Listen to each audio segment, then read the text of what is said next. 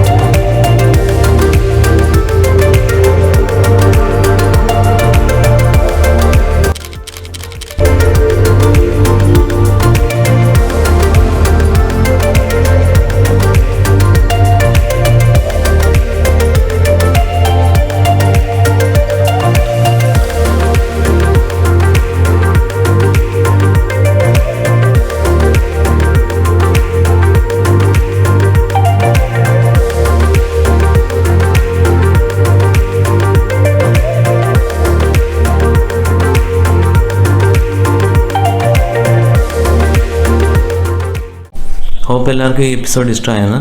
Before I tell you how to get the cheapest ticket, എല്ലാവരും ഈ 4 app install ചെയ്തിടുക. Yatra, Make My Trip, Air Asia and sky scanner.